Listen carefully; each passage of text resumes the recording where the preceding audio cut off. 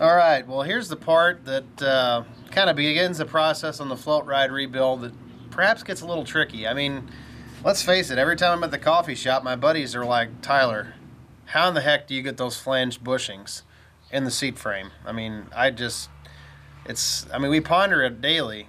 Actually, I'm just kidding. But it can be a little bit of a trick because the flanges is very important. The flanges, you've got 8 bushings in the seat frame, and the flanges have to be opposing one another in toward these ultimately. So that's what we're aiming for. This is what ultimately goes in there and pivots. We'll get to the other part in just a second. But to get these installed, they're not terribly hard.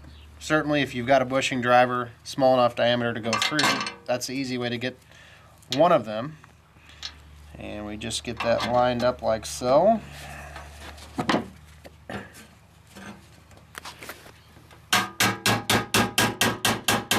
Sounds like that bushing is seated. The flange, hey, one more hit. Alright, flange is seated there.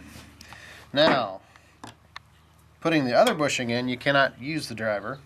So what we're going to do, in my case, and if you've done your homework and you've gotten the inner part of the seat frame where the bushing goes nice and clean, you can use a couple simple screwdrivers to install the upper bushing, or the opposite bushing.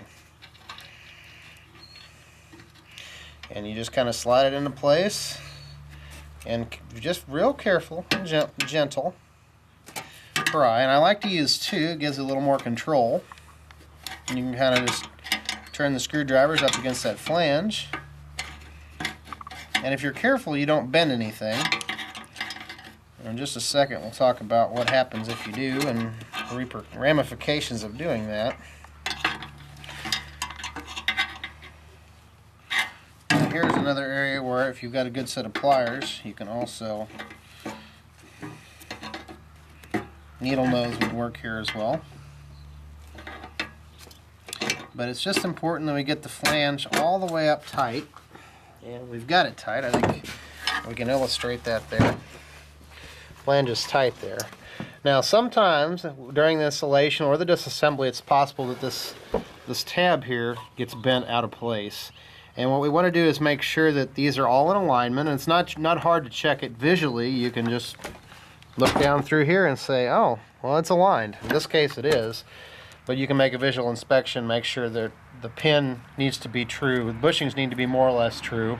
It's not rocket science, but we need to make sure we get it relatively close. So when we've got all these installed, the next step, of course, will be to install our connector links. We'll be back in a second to talk about how we put these together.